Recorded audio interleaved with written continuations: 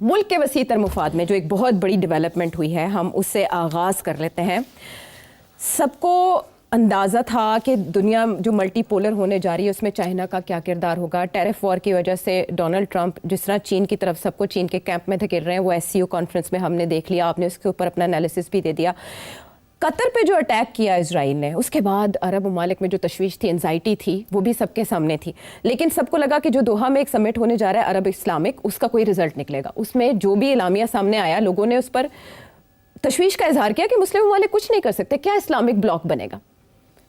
All of a sudden कल का दिन पूरी दुनिया मुबारकबाद दे रही है नरेंद्र मोदी जी को उनकी सालगिरह पर, 75वीं सालगिरह पर। सब लोग हैरान हो रहे हैं कि दुनिया में ऐसे कभी किसी सरबराह ममलिकत के लिए नहीं किया गया।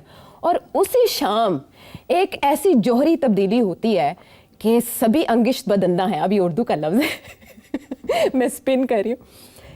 पाकिस्तान और सऊदी अरब एक मुआहदा आपस में कर लेते हैं। एक तो ये कि इसकी बहुत सी डायमेंशंस हैं, स्ट्रेटेजिक है, डिफेंस है, इकोनॉमिक है, ग्लोबल है, जियोपॉलिटिकल है, सभी डायमेंशंस की तरफ मैं जाऊंगी। लेकिन मैं पहले आपसे ये जानना चाहूँगी कि इसकी टाइमिंग कितनी अहम है और क्या जो अटैक था कतर पे वो इसकी सीढ़ी बना?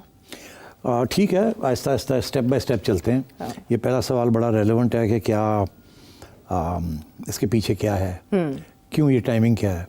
तो इसमें तो कोई शक नहीं है कि जो कुछ हुआ जिसका आपने जिक्र किया है, एक कतर के ऊपर जो है, जिसकी वजह से सारे इकट्ठे हो गए, और उसका सबसे बड़ा जो इम्पैक्ट था वो ये था कि ये सारे जो ममालिक हैं ये सारे अमेरिकन सिक्योरिटी अम्ब्रेला के नीचे हैं। सऊदी अरेबिया भी सारे हथियार और सारी ट्रेनिंग वगैरह अमेरिका करता है, कतर का भी यही हाल है, सबका यही हाल है। तो अब उन्होंने देखा कि अमेरिका को आप ट्रस्ट नहीं कर सकते। हाँ। क्योंकि इसराइल ने उसके बाद भी बहुत से अग्रेसिव किस्म के बयान दिए हैं कि जहाँ भी होगा, अगर हमास के लोग होंगे, लीडर्स होंगे, तो हम हर जगह पे जाके मारेंगे उनको। तो वो तो बहुत आगे बढ़ रहे हैं और क्लियर हो गया कि अमेरिका बिल्कुल प्रोटेक्ट नहीं करेगा, किसी मुल्क को डिफेंड नहीं करेगा। जब इसराइल अटैक करेगा तो अमेरिका नहीं किसी को डिफेंड करेगा। तो फिर इन लोगों ने अमेरिकन अम्ब्रेला तो इसीलिए लिया हुआ था ना, तो एक अपने खिलाफ तो नहीं लिया हुआ था, उन्होंने तो इसराइल के खिलाफ लिया हुआ था ना। उनका ख्याल था सबसे ज़्यादा थ्रेट जो आ रही है उनको, वो इसराइल से आ रही है। तो अब इनको समझ आ गई है कि अमेरिका जो है is a non reliable partner. वो ठीक है, उनके हथियार है, वो बेचता है, इनसे पैसे लेता है, अड्डे बना लिए हैं, सब कुछ ये वो, मगर अब पहली दफ़ा ये सोच उनकी बदली है कि इसको ट्रस्ट नहीं किया जा सकता। और इसराइल जो है वो पीछे नहीं हट रहा, वो आगे बढ़ रहा है। तो इसका मतलब है ये तो पहला खतरा है, आगे और भी बड़े गड़बड़ हो सकती है। तो हमें अब अपनी सिक्योरिटी का सोचना चाहिए। तो उस सिलसिले में पहले तो उन्होंने आपस में ये डिस्कशन की है कि हम एक दूसरे के साथ मिल के क्या कर सकते हैं। मेरा ख्याल है वहाँ बहुत से इख्तलाफात थे, बिकॉज OIC तो सिर्फ मिडल ईस्ट नहीं, और भी बहुत से मुस्लिम ममालिक हैं, तो वो इकट्ठा होना बड़ा मुश्किल था। कोई लोग ऐसे हैं जो कि इसराइल के हिमायती हैं, कोई लोग ऐसे हैं जो कि इसराइल के ख़िलाफ़ हैं, कोई न्यूट्रल हैं। तो इसलिए कोई एक प्लेटफॉर्म नहीं मिला। मगर तो फिर इन्होंने ये सोचा, सऊदी अरेबिया ने और मेरा ख्याल है कतर ने और UAE वालों ने, कि हम कुछ अलहदा कुछ चीज़ सोचें अपनी। और उसमें ज़ाहिर है जो बात समझ आई वो यही समझ आई कि एक पाकिस्तान वहाँ पहुँचा हुआ था, उसको बुलाया हुआ था याद, तो ये पहुँचे हुए। तो Pakistan is the leading only nuclear power Muslim state, और पास नहीं है न्यूक्लियर वेपन। तो और सबसे इम्पॉर्टेंट बात ये कि पाकिस्तान की वो अहमियत पहले नहीं थी जो आज है।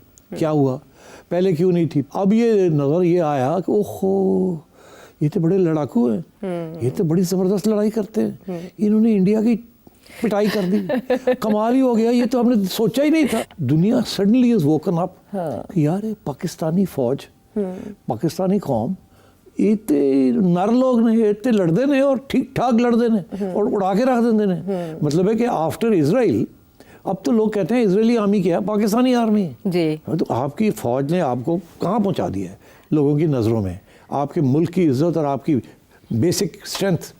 तो लोगों ने कहा यार दिस इज़ द सोल्यूशन। अच्छा, पहले ये था कि भाई वो कोई इंस्टीट्यूशनल अरेंजमेंट नहीं था, वो यही था कि जी मक्का शरीफ को डिफेंड करने के लिए वगैरह थोड़े बहुत सिक्योरिटी फोर्सेस थी इनके पास, ट्रेनिंग पुलिस और थोड़ी बहुत इंटरनल सिक्योरिटी। अब उन्होंने डिफेंस पैक्ट साइन किया है जिसमें ये कहा गया है कि अगर आपके ऊपर जंग होती है तो हमारी जंग है जी। एक मुल्क पे हमला, दूसरे मुल्क पे तसव्वुर। ये कोई छोटी बात नहीं है, ये बहुत बड़ी बात है। हाँ। ऐसी बातें कम ही होती हैं तारीख के अंदर। ये होती है अलायंस है, सिक्योरिटी का है, हेल्प करेंगे, ये करेंगे, ये this is a very big step. तो मैं समझता हूँ कि ये बड़ा सोच समझ के ये कदम उठाया बुलाया गया और ये अनाउंसमेंट की गई। तो अब वो बिल्कुल उसकी वजह सिंपली ये है कि लोगों ने पहचान लिया है कि पाकिस्तान की फ़ौज के साथ क्लोज रहना, उनको अपने साथ रखना इज़ एन एडवांटेज, और अब दुनिया इवन इज़राइल इसको रिकग्नाइज़ करेगा।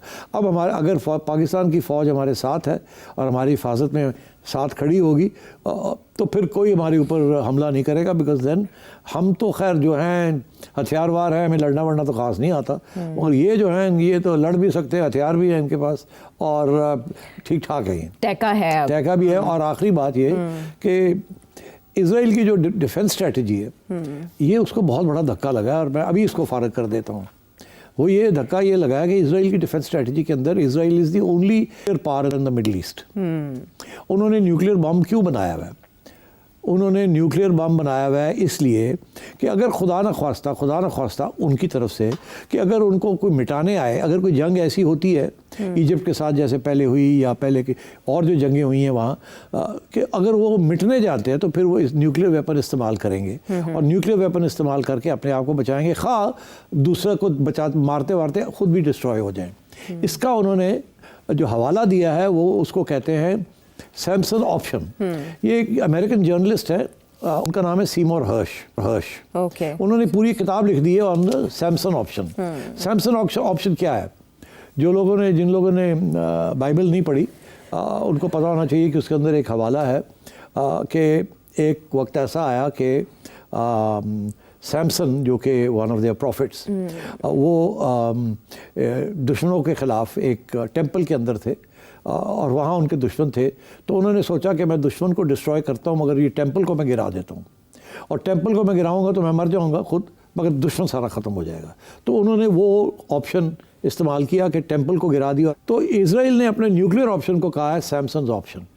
सैमसन ऑप्शन ये है कि ज़रूरत पड़ी तो हम न्यूक्लियर वेपन इस्तेमाल करेंगे। अच्छा, अब सैमसन ऑप्शन के अंदर सैमसन ऑप्शन ऑपरेट करता है उन ममालिक के ख़िलाफ़ जिनके पास न्यूक्लियर वेपन्स नहीं हैं।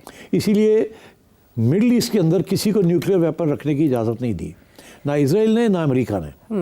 जब ईरान ने बनाने की कोशिश की तो वो आप देख ही रहे हैं क्या हो रहा है। तो अब सूरत हाल ये है कि पाकिस्तान की entry into a defence pact with Saudi Arabia brings the nuclear Samson option की छुट्टी होगी, बिकॉज अब जब पाकिस्तान साथ आता है तो पाकिस्तान के साथ न्यूक्लियर वेपन भी आता है। तो ये मास्टर स्ट्रोक है सऊदी अरब का। तो ये मास्टर स्ट्रोक है सऊदी अरेबिया का कि और कुछ नहीं आता है या नहीं आता, धमकी तो आ गई ना। एक डिफेंस पैक्ट तो हो गया ना। तो आई थिंक ये बहुत बड़ा सिग्नल है, और इज़राइल को अब सोचना पड़ेगा कि सैमसन ऑप्शन जो है अब वो इस्तेमाल कर भी सकते हैं कि नहीं, क्योंकि और पाकिस्तान साथ आ गया। अब लोगों ने जब पूछा सऊदीज़ को कि आपने ये क्यों किया, ये मुआहदा क्यों किया, तो 2 सवाल कीछे। पहला सवाल ये पूछा कि ये जो कतर में हुआ है उसकी वजह से हुआ है, तो उन्होंने कहा नहीं, उसकी वजह से नहीं हुआ। हमारे बड़े पुराने तल्लकात हैं पाकिस्तान के साथ, पाकिस्तान की फ़ौज हमारी ट्रेनिंग शेनिंग भी करती रही है, ये है वो है, और प्रोटेक्शन भी दी है उन्होंने अगेंस्ट लोकल इंटरनल रिवोल्ट वगैरह। तो ये पुराना अरेंजमेंट है, उसको हमने इंस्टीट्यूशनलाइज कर लिया, इदारा जाती हो गया अब ताउन। दूसरा उन्होंने उनसे पूछा गया कि इसका ये मतलब है कि किस किस्म की मिलिट्री एग्रीमेंट है, किसको कवर करती है। लोगों का सवाल ये था कि न्यूक्लियर कवर करती कि नहीं, उस तरफ जाएंगे। तो उन्होंने आगे से जवाब ये दिया है it covers all military power. बस बात छोड़ दी, ऑल मिलिट्री पावर। तो इशारा तो सिग्नल तो बहुत स्ट्रॉन्ग चला गया ना। तो I think this is the background to ये जो आपने देखा है जो कुछ हुआ है कि सऊदीज़ ने सोचा है कि और पाकिस्तानियों से बात की है या पाकिस्तानियों ने बात की है, तो बात बन गई है और ये मुआहदा हो गया है। अच्छा, लफ्ज़ आपका था कि कुछ आता है या नहीं आता, लेकिन ऑप्टिक्स की हद तक ये बड़ा मास्टर स्ट्रोक है। तो आने की बात पे क्यों सवालिया निशान अब तक बरकरार है? क्या इस मुआहदे की अभी तक तफसीलात तय नहीं हुई होंगी? क्या एक अरसे से जो पाकिस्तान और सऊदी अरेबिया के ताल्लुकात है वो रिन्यू होने जा रहे हैं? वली अहद का दौरा इतने अरसे से नहीं हो पाया, अब वो भी होने जा रहा है। इकनॉमिकली बूस्ट आएगा, मिलिट्री एक्सचेंजेस किस लेवल के होंगे, ये डिटेल्स कैसे आएंगी सामने? ये आपने ठीक कहा, इसके बहुत से पहलू हैं। मैंने कुछ थोड़े से नोट्स बनाए हुए हैं क्योंकि ये काफ़ी इंटरेस्टिंग सब्जेक्ट है। तो अब सिचुएशन ये है कि आपने कहा कुछ आता है या नहीं आता, क्या अभी भी इफ्स एंड बट्स हैं, कोई रुकावटें आ सकती हैं? देखिए, पहली बात तो ये है कि मैं आपको बता दूं कि ये डिफेंस पैक्ट जो है ना, ये कभी भी डिटेल में नहीं बताया जाएगा, ये सीक्रेट रखा जाएगा। क्योंकि अगर ये डिटेल बता देते हैं तो फिर इसकी वो जो जैसे न्यूक्लियर की आप अंग्रेजी का लफ्ज़ है एम्बिग्यूटी कि पेचीदगी मतलब छोड़ देते हैं, पूरी बात नहीं करते ताकि वो लोग खुद सोच लें क्या है क्या नहीं है। तो जैसे न्यूक्लियर ऑप्शन हमेशा आप एम्बिगुअस रखते हैं, इसी तरीके के साथ ये भी डिफेंस पैक्ट जो है इसकी डिटेल्स नहीं दी जाएंगी, मुबहम है। हाँ, ताकि लोग जो मर्जी सोचे, हम क्यों कुछ बताएं कि ये हो सकता है और ये नहीं हो सकता। तो लोग सोचे ठीक है, इसमें और लोग भी शामिल हो सकते हैं और कंट्री जो भी है, अब इसी आपको नहीं पता चलेगा। आप जो मर्जी सोचें, पहली बात तो ये, इतनी बात बहुत होगी, ऑल मिलिट्री पावर बस। हाँ, लेकिन अमेरिका तो जाहिर है इसमें इन अ वे अमेरिका को डिस्क्रेडिट किया गया ना, करेगा कि निकालो देखे तो सही है क्या जी, मगर नहीं दिखाएंगे, ये छुपा के रखेंगे दोनों साइड्स। पाकिस्तान के भी तल्लुकात अमेरिका के साथ कोई तब्दीली नहीं आएगी। पाकिस्तान कोशिश करेगा नहीं कोई नहीं, ये तो हमारा अलग है। सऊदी अरेबिया भी नहीं, मगर सऊदी अरेबिया और पाकिस्तान अब बड़ी क्लोजली काम करेंगे, ठीक है, ऑन ऑल दीज इश्यूज। तो अब जो इशू ये है कि बाकी ममालिक जो है, कतर हो गया और बाकी लोग UAE हो गया, क्या लोग ये पूछ रहे हैं कि वो ज्वाइन करेंगे, हिस्सा बनेंगे, ब्लॉक बन जाएगा एक। अब कुछ लोग हैं वो ये कह रहे हैं कि ये इस्लामिक नेटो बनेगा। अच्छा, मैं नहीं समझता कि इस्लामिक नेटो बनेगा। उसकी वजह यह है कि ये नहीं हो सकता कि सारे वहाँ के ममालिक जो हैं वो ये कहें किसी के ऊपर भी अटैक होगी तो वो पाकिस्तान के ऊपर होगी, या पाकिस्तान के हमारे ऊपर होगी तो सारे होगा। अच्छा, तो क्योंकि बाकी लोग को इतनी थ्रेट नहीं है एक्चुअली किसी को। ये जो सारे ममालिक हैं ना सिवाय ईरान के, आप कतर, किसी को कोई थ्रेट नहीं है इसराइल से, तो इनको इसराइल से नहीं डर। मगर इसके बाद जब इसराइल ने ये कहा कि जहाँ भी हमास होगा या जहाँ भी ये होगा हम वहाँ जाके स्ट्राइक करेंगे। किसी ने सवाल पूछा नेतन्याहू से आज कि भाई वो अगर चाइना में जाके कोई रेफ्यूज ले लेते तो उन्होंने कहा हम वहाँ भी जाएंगे।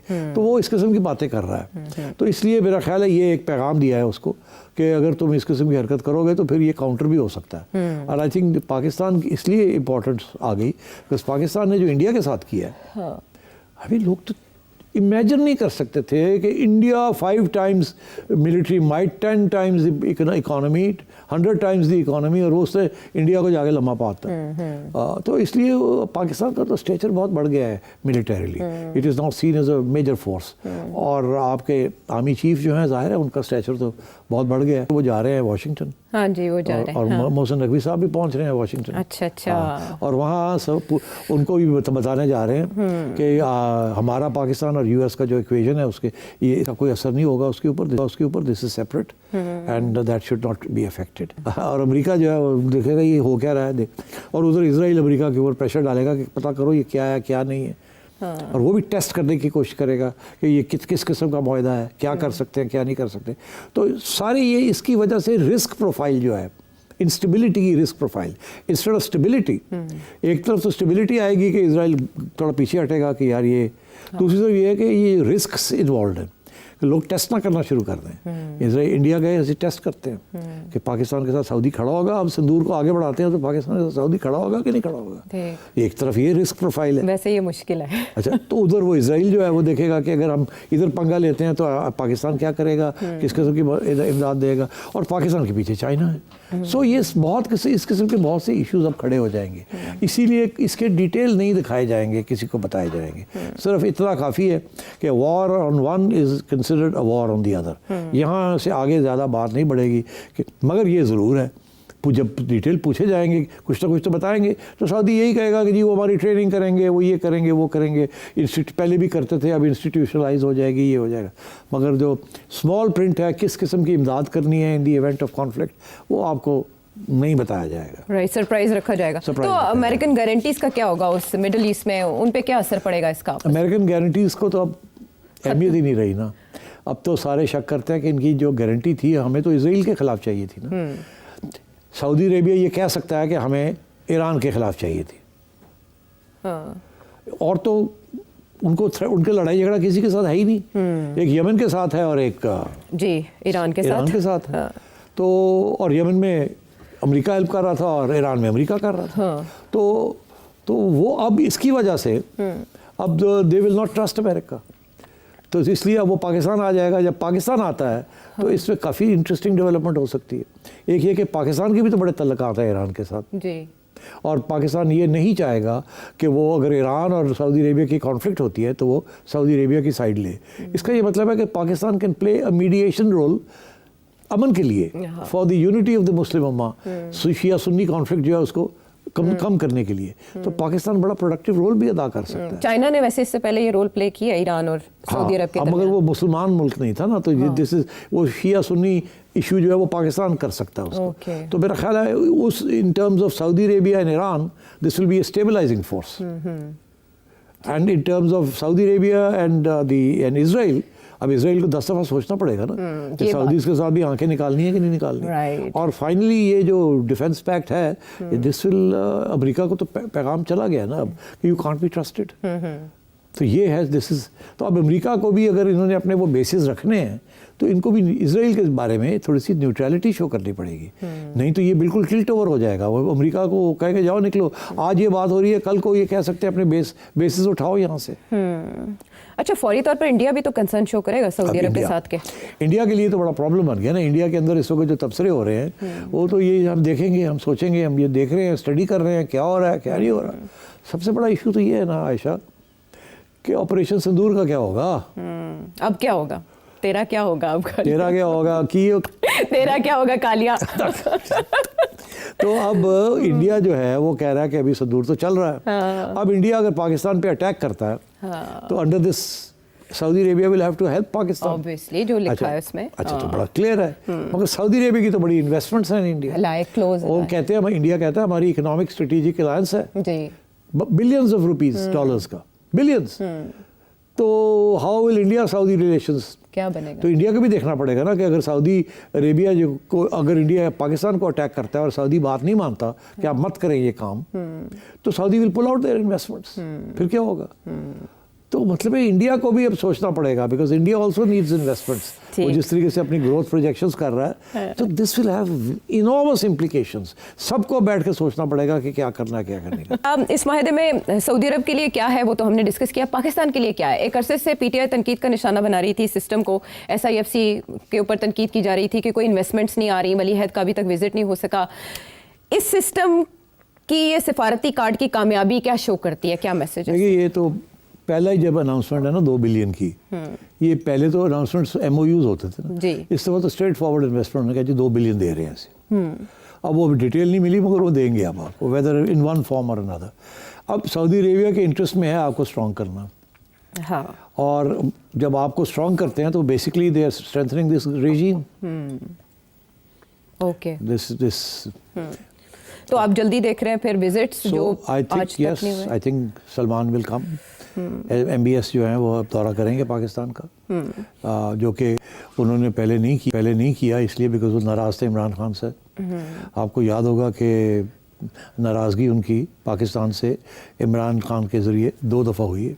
एक दफ़ा जब नवाज शरीफ प्राइम मिनिस्टर थे और यमन का मसला था, सऊदी अरेबिया ने नवाज शरीफ साहब को कहा कि हमें फ़ौज की ज़रूरत है आपकी, to help us against Yemen. बमबारी हो रही थी, जंग थी, छिड़ी भी थी बॉर्डर पे, तो इन्होंने मांगी, इन्होंने पार्लियामेंट के अंदर इमरान खान पड़ गया इनको और कि हमने अपनी फ़ौजें नहीं देनी। वो फिर और MBS बहुत नाराज़ हो गए कि जब ज़रूरत थी तो आप नहीं आए। तो इस दफ़ा आपने देख ही लिया, उन्होंने वो ओवर, और फिर खान साहब के साथ बाकी झगड़े हो गए बाद में जब वो प्राइम मिनिस्टर थे, तैयारी के मामले में बहुत कुछ हुआ, हमने बहुत दफ़ा डिस्कस किया। तो अब रिस्टोर हो गया सारा कुछ, और इसलिए मैं समझता हूँ दिस इज आप एक्सपेक्ट करेंगे Saudi strong support for this government. And जो लेग वर्क है, डिप्लोमेटिक लेग वर्क, वो शहबाज शरीफ और इसहाक डार साहब ने की है। बहरहाल इंडिया ने जो पाकिस्तान के साथ किया उसकी वजह से पाकिस्तान की कीमत बढ़ी, फिर इसराइल ने जिस तरह कतर पे अटैक किया उसके बाद पाकिस्तान की कीमत बढ़ी। तो मिडल ईस्ट में पाकिस्तान की एंट्री फॉर मिडल ईस्ट कैसा मैसेज है? बहुत बड़ी मैसेज है। इंडिया को बहुत तकलीफ होगी, उनको अब सोचना पड़ेगा सिंदूर के बारे में कि वो क्या करेंगे अब, बिकॉज अब तो सऊदी अरेबिया इज़ कमिटेड। और मैं ये समझता हूँ कि ये बहुत डिलिबरेटली ये किया गया है। डिफेंस पैक्ट तो हो सकता था ना कि हम आपको ये देंगे वो देंगे, ये कहना कि attack on one will be an attack on the other, ये मैसेज है फॉर 2 कंट्रीज जी, इसराइल एंड इंडिया। यस, जो पाकिस्तान पे अटैक में दोनों ने साथ दिया ऑलरेडी, वो दोनों मिले हुए थे, उनके ड्रोन्स यूज हुए थे। एब्सोल्युटली, इजराइल के। तो this is a message for India and a message for Israel too आई। एक लफ्ज़ के ऊपर defence pact attack on one और अटैक ऑन द अदर। मैं नहीं समझता कि किसी किस्म की ट्रांसफ़र होगी ऑफ टेक्नोलॉजी या न्यूक्लियर वेपन्स या न्यूक्लियर नो हाउ, बिल्कुल नहीं होगा। Pakistan will not export its nuclear programme, its nuclear arsenal, बिल्कुल नहीं होगी। सिर्फ तो umbrella उसका है। कोई ख़तरा नहीं है, मगर ये एक अब थ्रेट आ गई है। सो सैमसन ऑप्शन जो है ना वो बढ़ गया है। और उसके लिए बिकॉज वो ऑप्शन वाज बेस्ड ऑन कि किसी और के पास इस रीजन में न्यूक्लियर वेपन नहीं है, हमारे पास ही है। ठीक, जब ईरान ने कोशिश की तो उनको उड़ा के रख दिया। राइट। अब क्या करेंगे? क्या करेंगे आप? हमारे पास not only do we have a weapon, हमने टेस्ट भी किया हुआ है, हमारे पास मिसाइल्स भी हैं, वॉरहेड्स भी हैं। सो गेम चेंजर।